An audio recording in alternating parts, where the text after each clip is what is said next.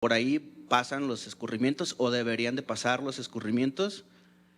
Y esa era la imagen anterior a lo que sucedió.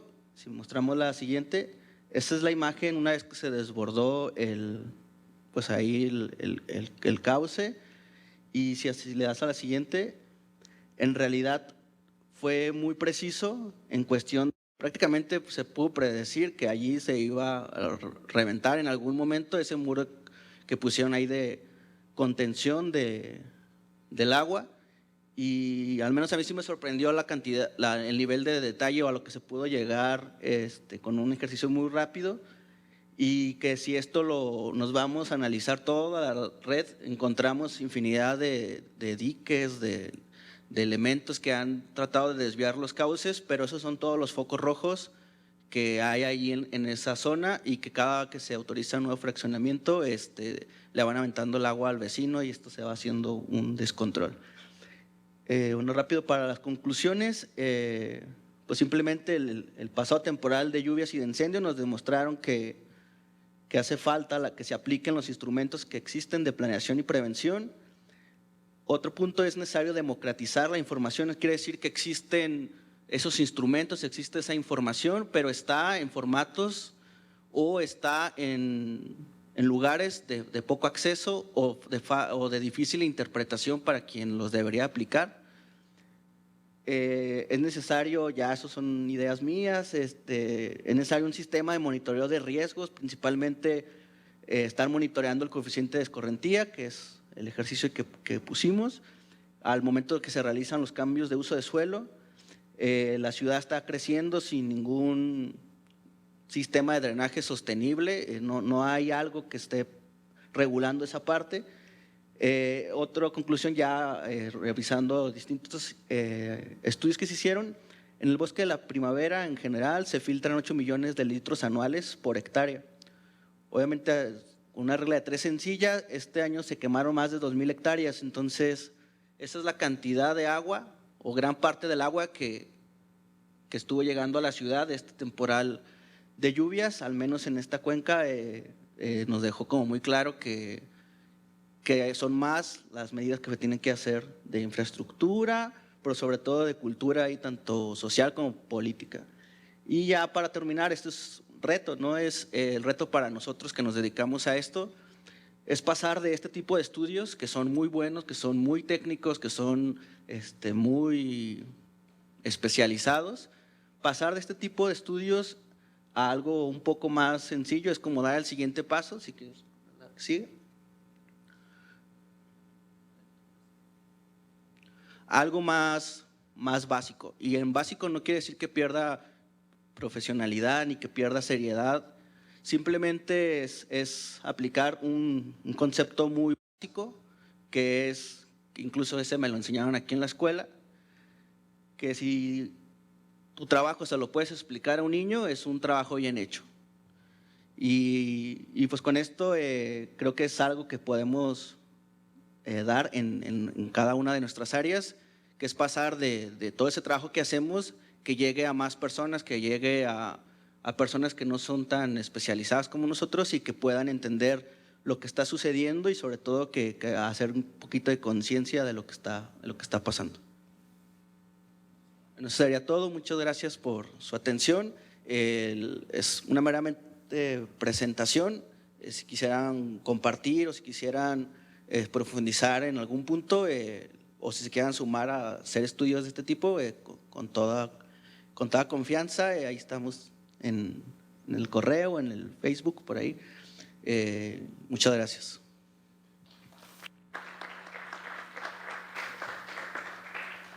Bueno, tenemos tiempo para preguntas, así que si están interesados en hacerlas, a ver.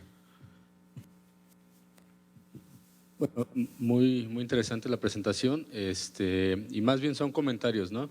El primero está relacionado precisamente con la falta de aplicación de la ley en lugares donde no se debe de construir. Yo no estoy seguro en México qué porcentaje de infraestructura urbana está construida en zonas de riesgo, zonas vulnerables, ¿no? Entonces, es complicado, pues, hacer esto de definir dónde que lo esté ejerciendo, ¿no? Ese es un comentario. Y el otro, de lo último que hablabas, más bien es como divulgación. Muchas de los resultados que se obtienen a partir de proyectos de investigación quedan ahí, tesis o en artículos de investigación, pero la ciudadanía no se entera, no sabe de esto. Creo que en todos los ramos de la ciencia nos hace falta más hacer divulgación, dar la información que estamos generando en un lenguaje sencillo que pueda ser entendible por cualquier persona. Entonces, pues me gustó pues la charla. Gracias. ¿Alguna otra pregunta?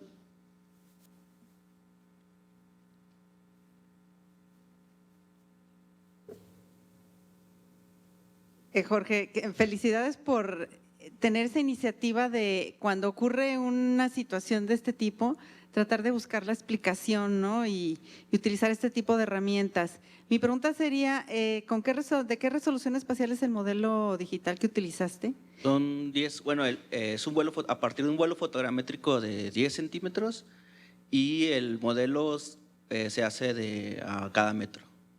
El modelo ya… O sea, el tamaño del píxel es cada metro, pero… En el modelo es de cada metro, pero podría ser cada 10 centímetros. O sea que, bueno, ¿y qué tanto el resultado del procesamiento en Saga, contando con un modelo de esa precisión, reconoce todos los canales? O sea, es que en esa zona el nivel de modificación y alteración de las condiciones naturales es alto, ¿no? Entonces, tienen confinado toda la escorrentía, queda confinada incluso en una calle, o sea, el arroyo fue transformado en calle y por eso el problema es tan fuerte, ¿no? Aparte de que las condiciones posteriores al incendio modifican radicalmente el coeficiente de escurrimiento.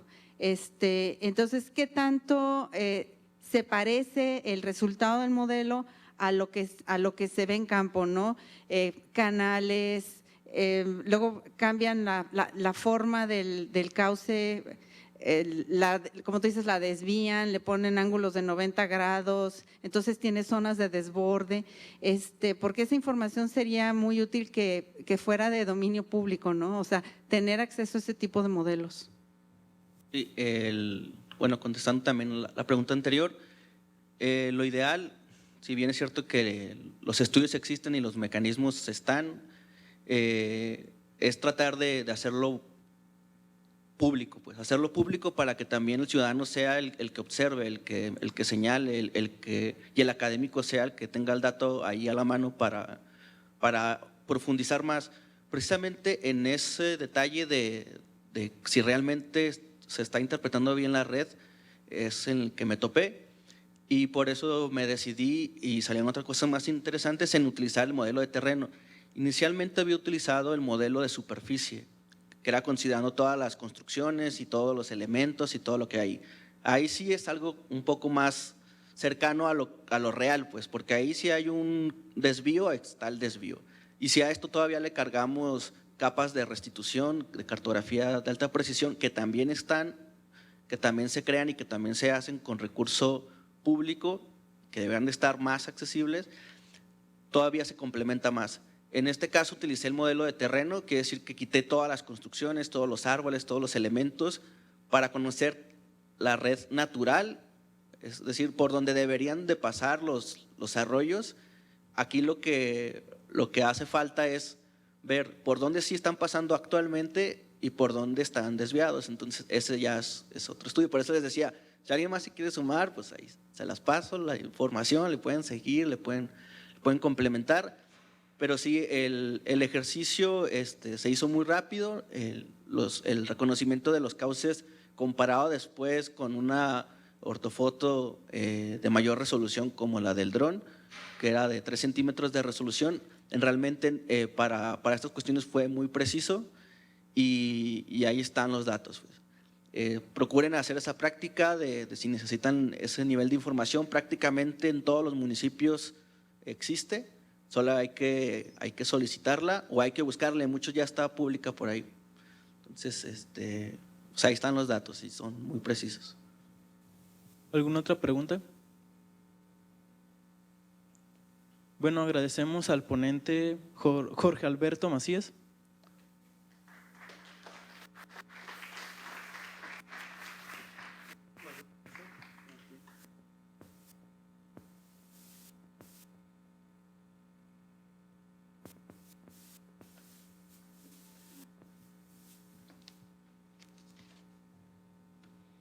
Bueno, no sé si ya esté listo el siguiente ponente. Carlos Fernando Ruiz Chávez. Ya viene para acá. Entonces, bueno, les presento su semblanza. Él es especialista en tecnología de la información aplicada a datos geoespaciales y es científico de datos. Tiene un título en Ingeniería Computacional y una maestría en Ciencias de la Tecnología de la Información de la Universidad de Guadalajara y trabajó como director en Tecnología de la Información del Instituto de Información de Tierras de Jalisco, donde desarrolló un sistema de información de tierras en línea para publicar y distribuir hasta 2.600 capas a través de los servicios de OGC, WMS, WFS. También trabajó como promotor de datos abiertos y software gratuito de código abierto en gobiernos subnacionales y actualmente trabaja como consultor para algunas agencias gubernamentales en México y desarrolla estudios independientes y análisis geoespaciales enfocados en problemas sociales urbanos como salud pública, medio ambiente, seguridad y movilidad, entre otros. El título de su ponencia es Ciencia de Datos y QGIS. Bienvenido, Carlos. Adelante. Gracias. Buenas tardes. Bien, el tema de la ponencia es Ciencia de Datos y Quantum GIS. Y yo vengo de otra área del conocimiento, donde trabajamos mucho con datos. Y la idea es comentar en esta segunda reunión nacional de usuarios de Quantum GIS cómo se utiliza Quantum GIS, dónde embona Quantum GIS en los temas que hacemos, más bien en los procesos que hacemos, en las temáticas que tocamos.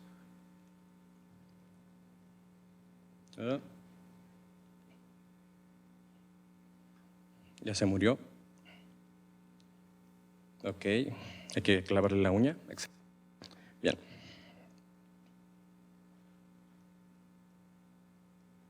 Se me hace que nada más quiere contigo. ¿Este de abajo? Ok, de acuerdo.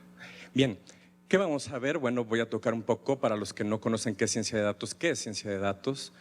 Voy a tocar el tema de la experiencia que tengo en el uso de Quantum GIS. Cómo tocamos el tema de Quantum GIS en los procesos, en las etapas del proceso de análisis exploratorio, de validación de modelos y finalmente la presentación de resultados y tocaremos algunas conclusiones. Bien, partiendo de qué es ciencia de datos. Bueno, hay muchos enfoques. De hecho, el término surge ahí por 1997 en una conferencia en Michigan que habla hacia dónde tienen que migrar la gente que se dedica a la estadística. Pero 20 años, 30 años antes ya las ciencias computacionales estaban en esto. Y entonces, bueno, la idea es cómo integramos todo este conjunto de herramientas, no solamente informáticas, sino todas estas herramientas conceptuales para análisis de datos y extracción de conocimiento. Lo que podemos ver aquí es, por ejemplo, convergen tres áreas. La parte de estadística, también debería estar la parte de probabilidad. Y entonces, bueno, el análisis de datos, el aprendizaje automatizado, la parte del Big Data, ciencias computacionales también aportan esto con inteligencia artificial, procesamiento, etcétera, y hay que sumarle también el expertise del dominio de lo que estamos haciendo. Bien. Para que se den una idea de cuál es el ecosistema de un ingeniero, un ingeniero de datos o de un científico de datos, es esto.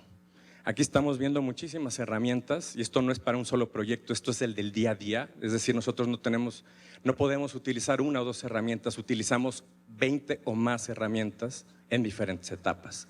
Yo sé que algunos ya están contando los iconos, son 21, son más, realmente esto es lo que yo utilizo, hay personas que utilizan otras cuestiones, pero bueno, son 21. Ya reconocerán, por ejemplo, aquí el caso de PostGIS, GEDAL, MapServer, obviamente Quantum GIS y R los he apartado porque este segmento de aquí es lo que tiene que ver con datos geoespaciales.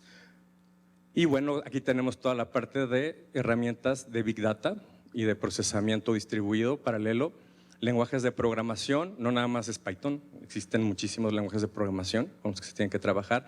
Tenemos Prolog, ¿sí? Tenemos Weka, que también tiene que ver con el proceso de aprendizaje de inteligencia artificial. Aquí tenemos bases de datos y también tenemos Linux, porque desde Linux podemos hacer mucho aparte de preprocesamiento de datos.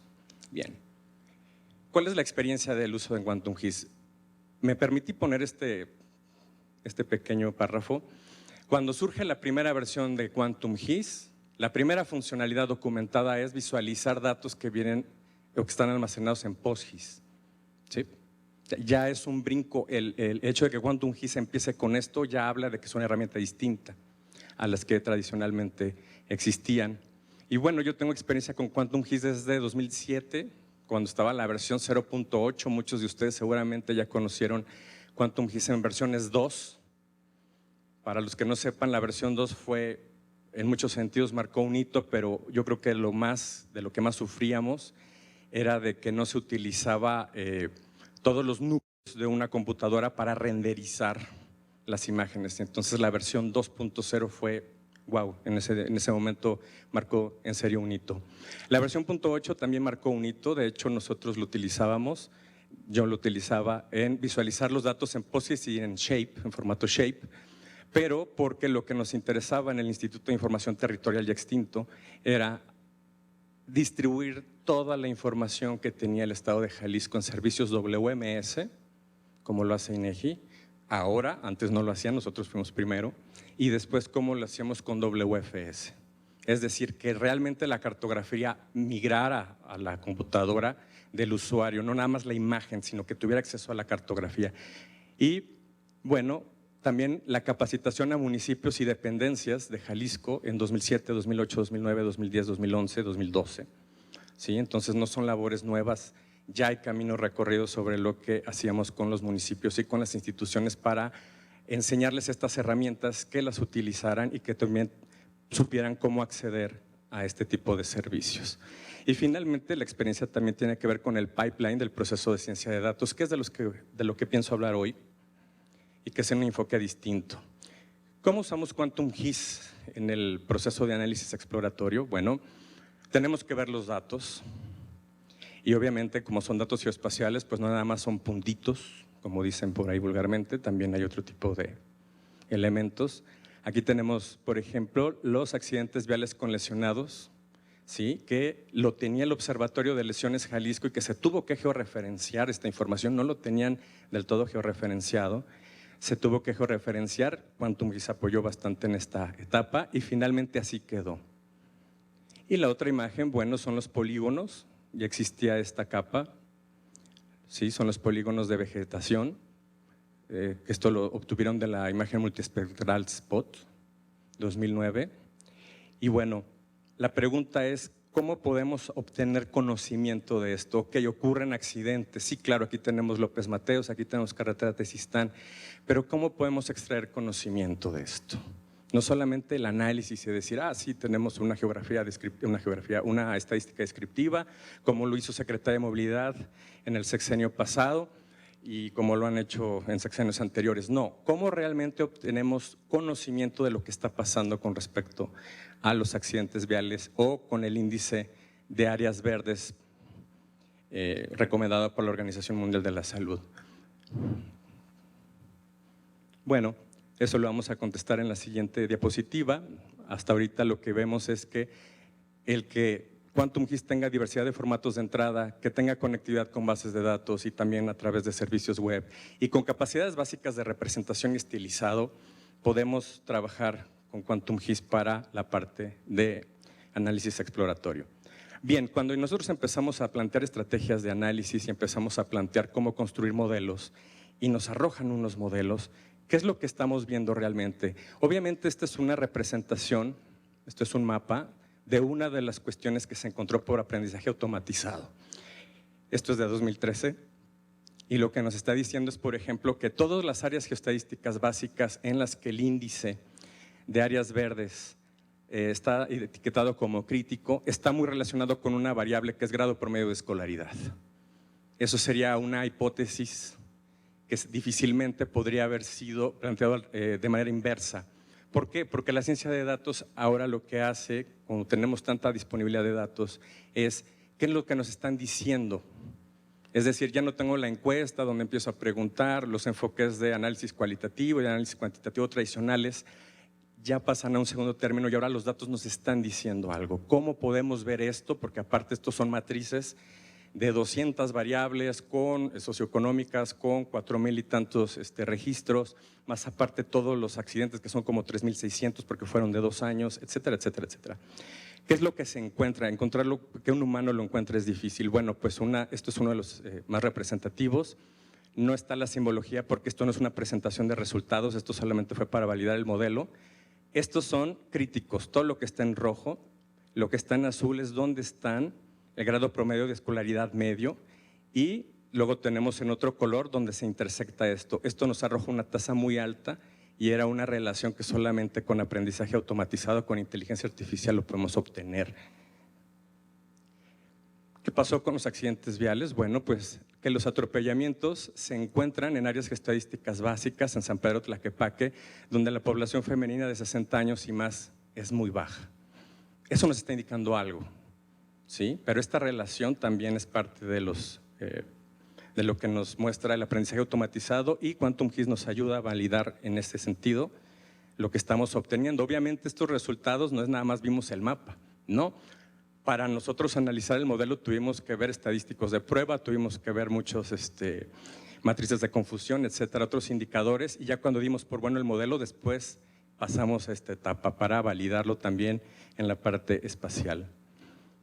Esto es un modelo de elevación media, así le llamé por manzana del área metropolitana de Guadalajara.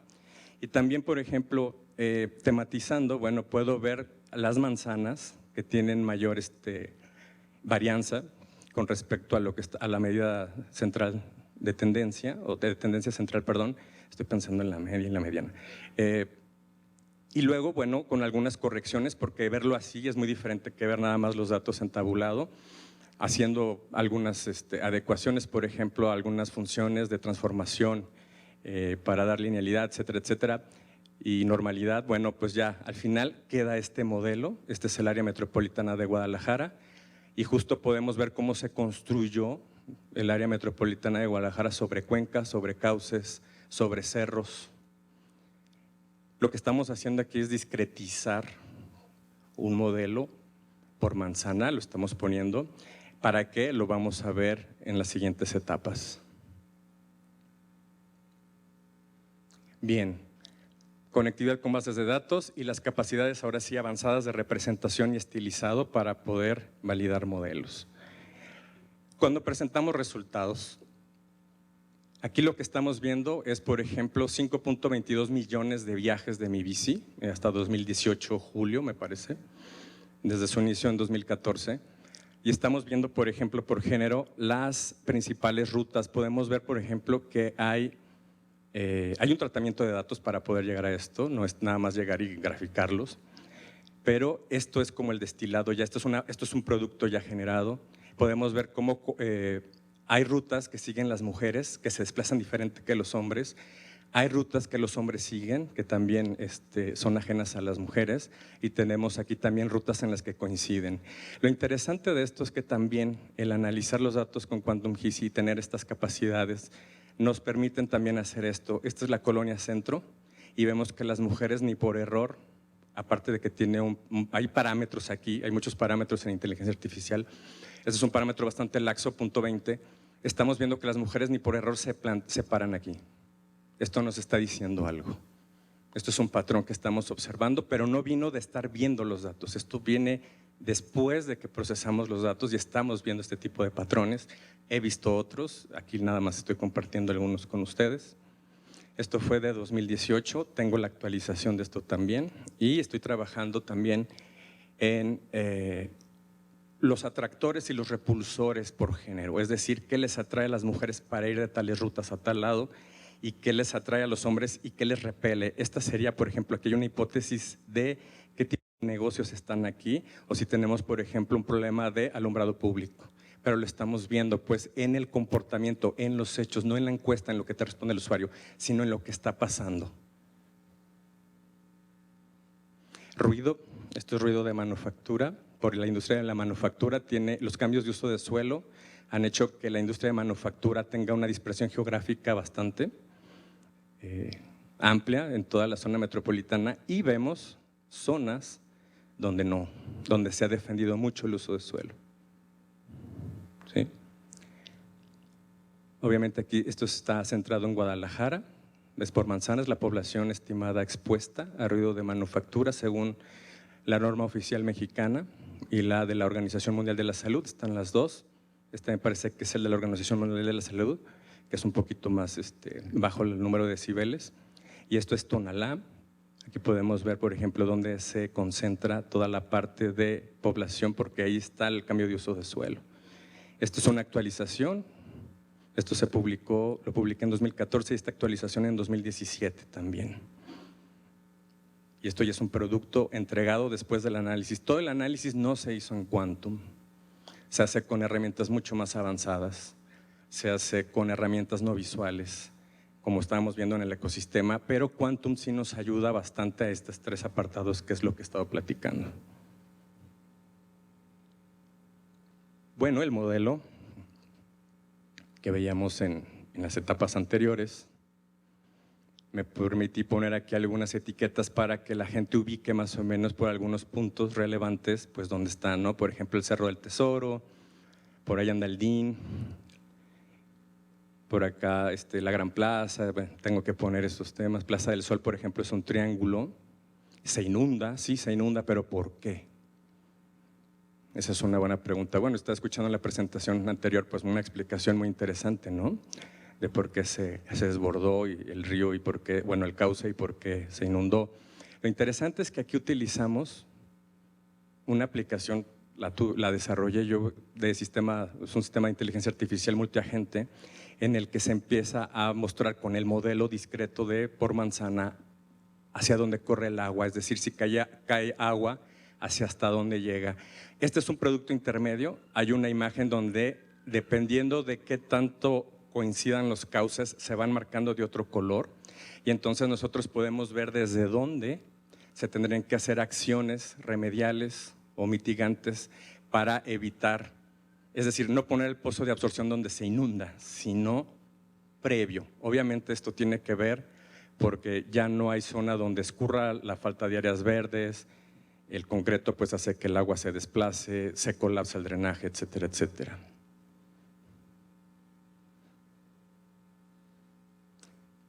¿Qué utilizamos mucho de Quantum GIS en la presentación de resultados? Pues las capacidades avanzadas de representación y estilizado.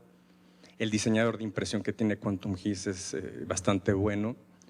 La generación de atlas es una funcionalidad maravillosa que tiene Quantum GIS. De hecho, lo que vimos de ruido lo hice con la parte de atlas. Y las capacidades avanzadas de exportación, es decir, que yo pueda exportar en PDF o en imagen en diferentes formatos de alta calidad, pues eso también ayuda y abona para entregar resultados. Conclusiones. Bien, muchos no sé cuántos vengan de las ciencias exactas, pero yo mucho lo que veo de Quantum GIS con los usuarios que vengan de, por ejemplo, de ciencias sociales, que vengan de urbanismo, de arquitectura, tienen este paradigma de la navaja suiza, ¿no? Donde yo tengo una herramienta única y entonces esta me da todo, aunque le instale plugins, etcétera, etcétera, pero no salgo de una herramienta.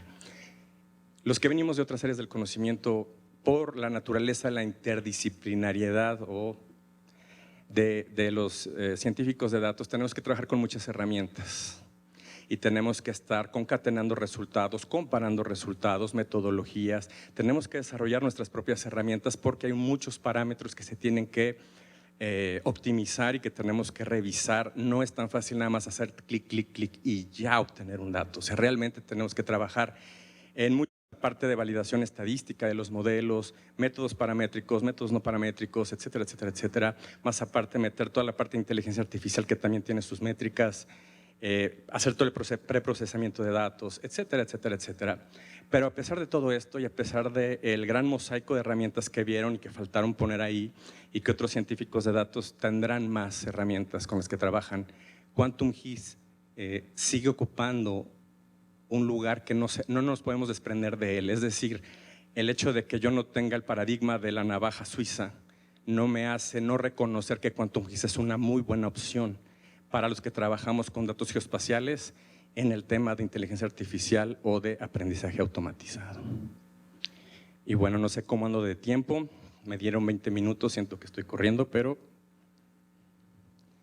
aquí está mi correo, mis redes sociales, pues si se quieren poner en contacto, mucho de lo que hago lo publico. Ahorita, antes de pasar a las preguntas, estaba viendo algo muy interesante.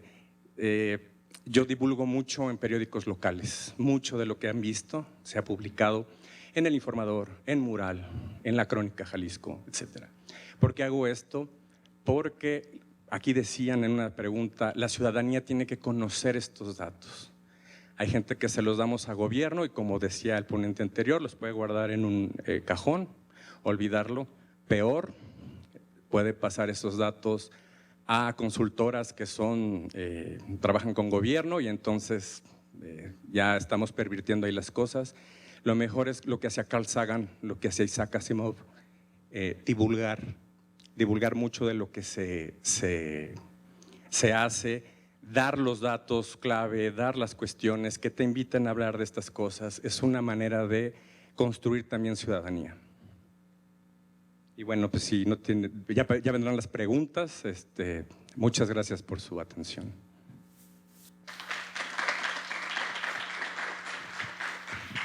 Muchas gracias al ponente. ¿Tienen preguntas? ¿Hay tiempo para eso?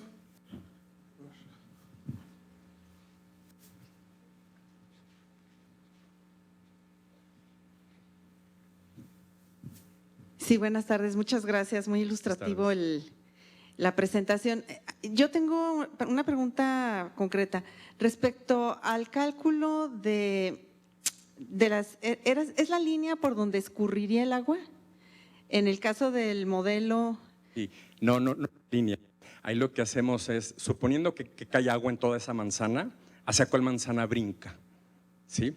Pero brinca… Bueno, no brinca, por la calle. No está por la calle, digamos que ahorita está por centroides, no lo estamos haciendo…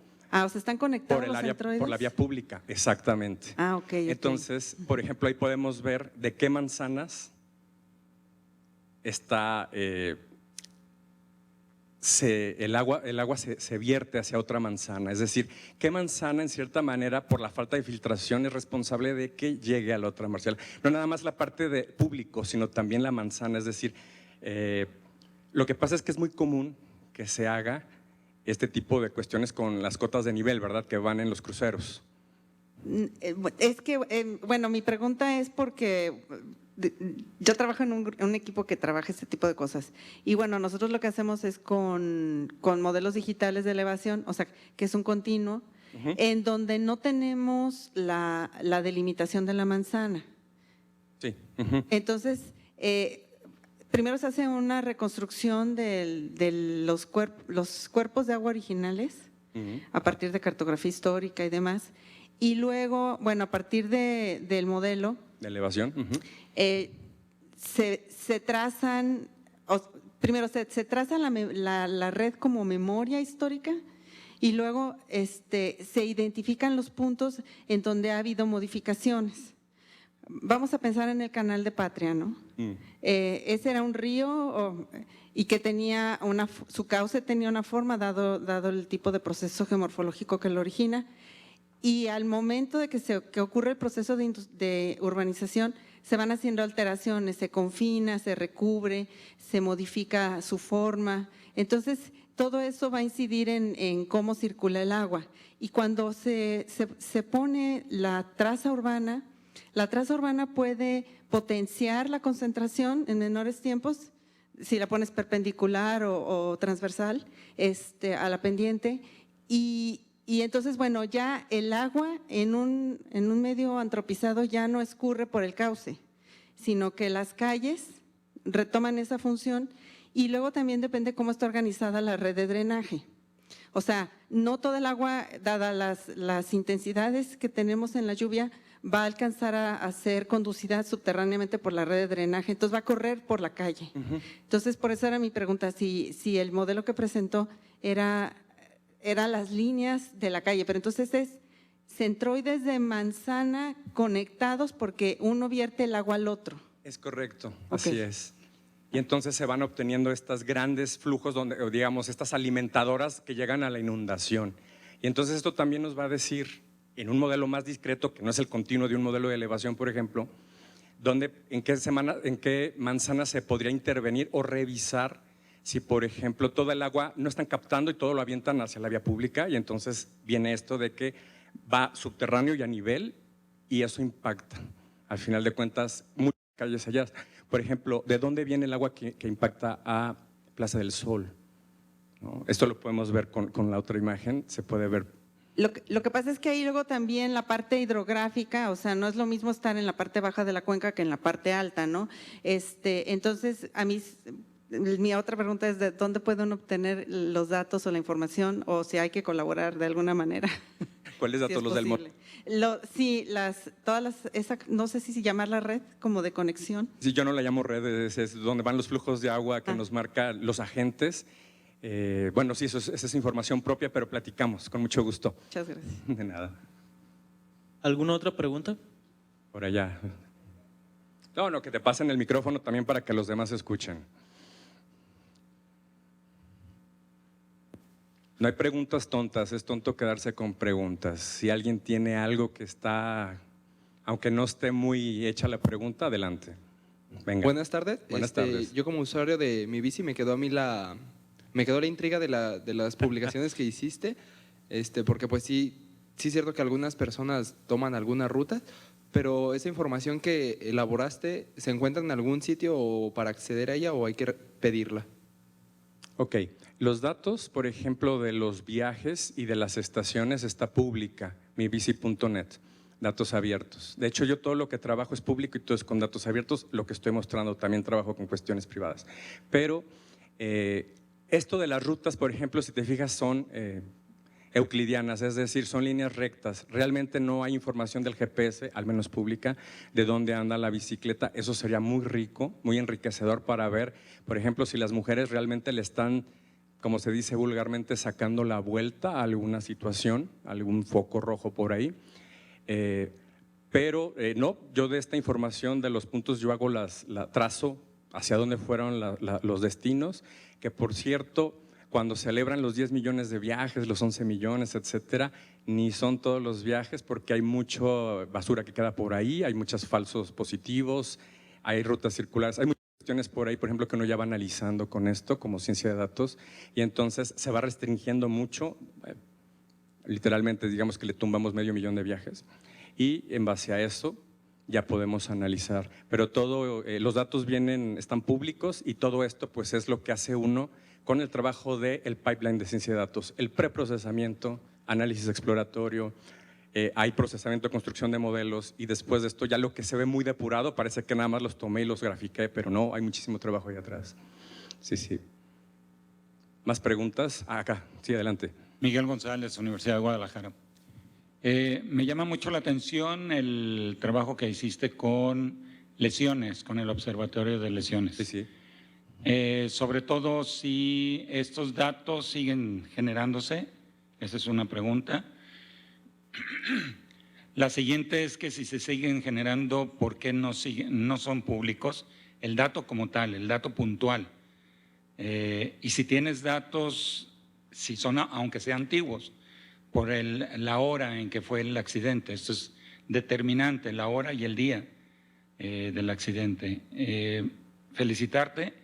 Y por ahí estamos construyendo una frase que creo que viene bastante bien aquí. ¿Por qué no aplicamos más herramientas, o por qué las herramientas están realmente subutilizadas? Porque no tenemos dato puntual, porque el dato no es de calidad, porque el dato carece de volumen, ¿no? De hacer un mapa de 3 Sí, datos, sí. pues no, definitivamente no. O para muestralidad, exacto. O si está el dato sumarizado por AGEPS, no tienes el dato puntual, pues ya te partieron el queso, por más bueno que sea el dato, ¿no? Es correcto. A lo que quiero llegar es a lo siguiente, la frase que estamos acuñando es, sin datos no hay paraíso. Sin datos no podemos hacer nada, por más software que tengamos, ¿no? Es correcto. Entonces son preguntas. Bueno, Miguel, qué buenas preguntas me haces, y luego me las das con un micrófono aquí, man, enfrente de todo el mundo. Mira, del Observatorio de Lesiones, Jalisco, lo coordina desde hace muchos años el Consejo Estatal para la Prevención de Accidentes Jalisco. Estos datos eran en la administración antepasada, se empezaron por los años 2011-2012, después hubo un cambio de administración. Esos datos, por ejemplo, empezaron no a ser públicos. Yo que ocupaba una silla, la única silla ciudadana en el Consejo Estatal, tuve acceso a ellos. De pronto la administración pasada se empezó a dar cuenta que empezamos a contradecir las versiones oficiales con muchos de los datos que están. O sea, qué tanto el programa Salvando Vidas realmente estaba impactando y, por ejemplo, decíamos, no, las colisiones siguen igual, los atropellamientos hasta incrementaron, lo que ha bajado son las colisiones contra objeto fijo, por ejemplo.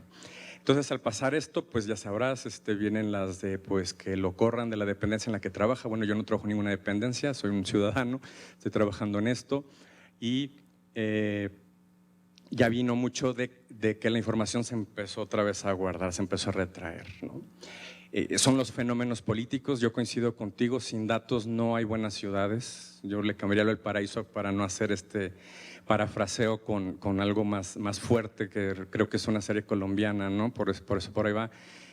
Pero definitivo, o sea, los datos, las ciudades inteligentes, y viene con lo que estás hablando del software y de los datos, no podrán ser sin los datos. Pero también, aunque nadáramos en montañas de datos, porque aquí hay instituciones que de verdad nadan en datos, y además de que gastan mucho dinero hablando de la subutilización de las herramientas, no hay capacidades. Y las capacidades pueden ser por muchos motivos, no quiero andar en eso, pero sí, definitivamente sucede. Y pues también parte de que el gobierno que tenemos es qué están haciendo con los datos, y si no pueden, no quiero decir lo que sigue, pero si no pueden, pues entonces que compartan los datos, ¿no? Y vamos trabajando en eso. ¿Sí? Por allá, Raúl.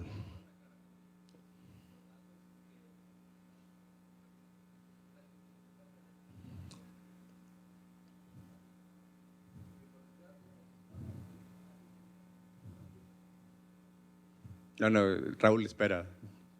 Atención para los demás usuarios. Bueno, solo un comentario con respecto a los datos, porque más o menos ahora sé cómo está el tema, entonces para dar mi punto de vista. Estos datos de salud están registrados en sistemas federales desde hace pues más de 20, bueno, vamos a poner una década de promedio. ¿Qué pasa? Es como un embudo. El Estado de Jalisco muchas veces entrega su información y no se regresa absolutamente nada. O sea, existe un sistemas de información de salud, no sé si lo han visto, hay alguna información ahí, pero lo que son los datos interesantes, ¿no? Epidemiológicos, morbilidad, todas las enfermedades, todo eso está totalmente cerrado. Siguiente problema que contaba antes Carlos, él tuvo que georreferenciar la información.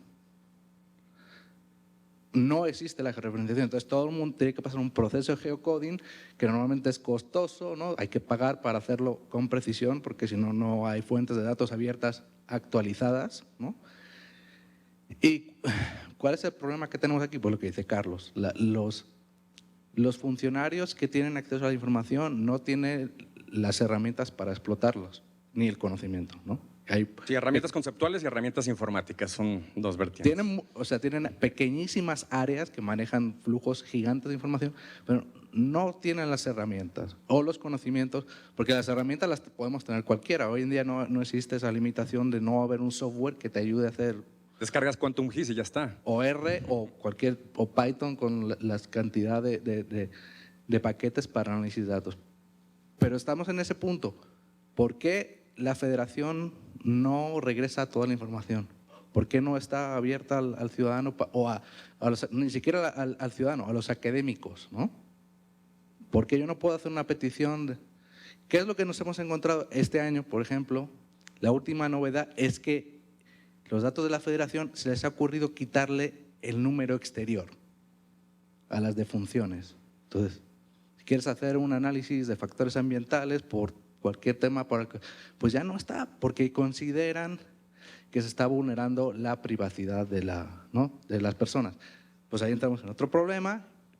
Luego vas a la Ley de Protección de Datos y te dice, para cuestiones de salud pública no existe la protección de datos personales. Entonces estamos entrando en un bucle sin salida, pero me gustaría que ustedes intentaran pedir los datos al Sistema Nacional de Transparencia, a ver si por ahí sale algo. Los datos están ahí. Solo hay que… De hecho, yo he tenido que, por ejemplo, al Instituto Metropolitano de Planeación, yo le he tenido que sacar datos a través de transparencia, por ejemplo. Eso sí. No los tienen públicos, hay otras cuestiones y he tenido que ir a transparencia y muy amablemente me los han entregado, claro, utilizando este mecanismo, ¿no? Hay otros, por ejemplo, la Fiscalía, no, la Fiscalía es ruda, eso sí, no te da nada y entonces tienes que ir con Alitei, pero si se arreglan, ya no los tuviste. Por ejemplo, el tema de seguridad. Podríamos hacer muchísimo con seguridad, pero la información no está y mi temor es que no la publiquen, sino que haya un descuido en las carpetas de investigación. Eso sería terrible.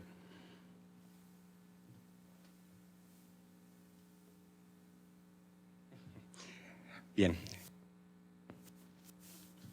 Muchísimas gracias a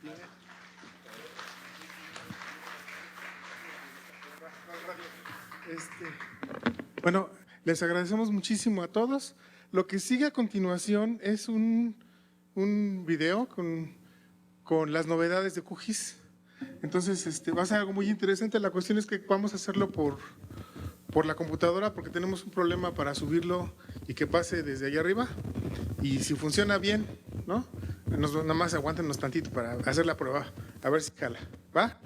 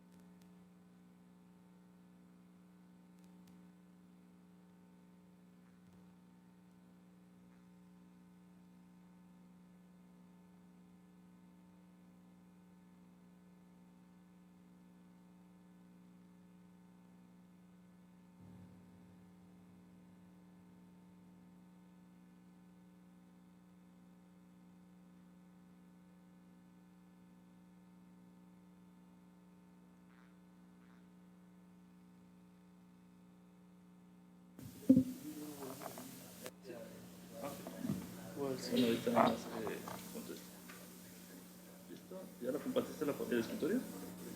Ya. No lo vemos. ¿Se ve? No, no se ve. A ver, permíteme. Ah, ya, perdón. Ya, ok, muy bien. Ok, muy bien. A ver, ¿puedes hablar? Sí.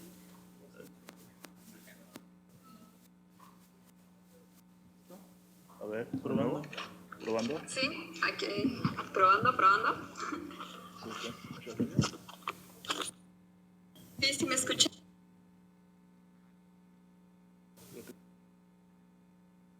Permítanos, ahorita te presentamos primero, ¿va? Ok. Muy bien.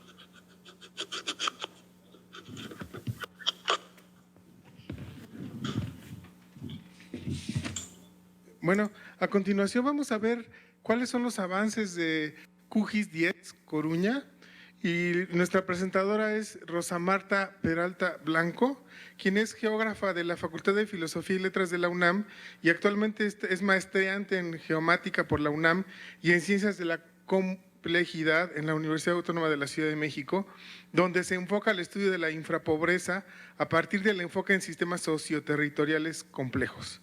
Actualmente provee recursos geoespaciales a educadores de calle con el repositorio GeoCalle, orientando a la reducción de daños y empoderamiento espacial de población en situación de calle, y laboralmente se desempeña en el Laboratorio Nacional de Geointeligencia en el Centro Geo.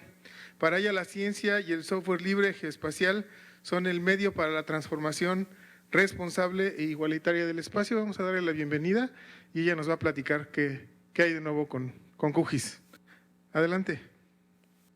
Hola, ¿qué tal? Buenas tardes a todos por allá en Guadalajara. Estamos aquí desde Mérida, Yucatán, en el Parque Científico y Tecnológico. Pues bueno, a mí me tocó esta parte de poder compartirles cuáles son las novedades que hay dentro del ámbito GIS para esta nueva versión, ¿no? Y bueno, aquí quiero hacer quiero resaltar esto, que entre todos estos desarrolladores, la versión 3.10 se interpreta como una carta de amor para todo el etiquetado de mapas, ¿no? Lo vamos a ver en un momento. También, pues bueno, cabe resaltar que son muchas mejoras, se quiso hacer lo más óptimo posible, entonces a mí me pareció de repente que lo visual es lo que de repente queda mejor aquí grabado en la memoria, ¿no? Entonces, toda esta presentación se obtuvo del registro de cambios de QGIS, del blog QGIS, que bueno, en esta dirección que se ve en la parte inferior, se puede acceder directamente, ¿no? ¿Qué es lo que tenemos en este caso? El grupo de usuarios de QGIS México es un donador aparte del proyecto y está directamente dentro de esta página, ¿no? Se le puede oír.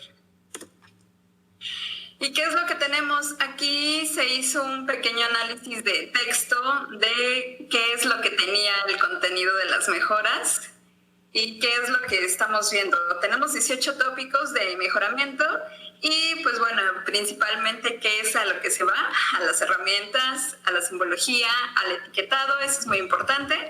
Y pues bueno, aquí está como que todo este gráfico que nos da como que un poco de idea de qué es a lo que más se le ha dado importancia dentro del 3.10, ¿no?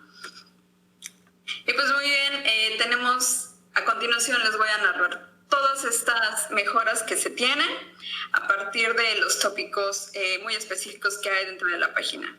¿Qué es lo que se dice? Herramientas de mapas. Dentro de las herramientas de mapas, la mejora consiste en las longitudes 3D de líneas y ahora se muestran en los resultados de la herramienta de identificación. Aquí ya lo podemos ver directamente y pues ya podemos consultarlo, ¿no? Respecto a la simbología, es el segundo tópico. Ya podemos podemos hacer la configuración de remuestreo por defecto para capas raster. Podemos hacer el mejorado y el copiado de símbolos. De repente esto se nos ha dificultado un poco o nos ha causado un poco de estrés.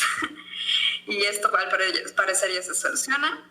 Después el siguiente es el modo de ubicación. Centro de segmento para símbolos de tipo marcador y ashurados en capas de líneas.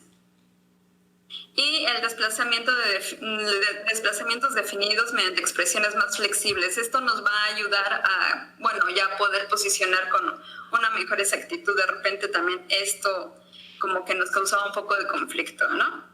Ahora bien, esta parte que es la parte robusta del QGIS 310, que es el etiquetado.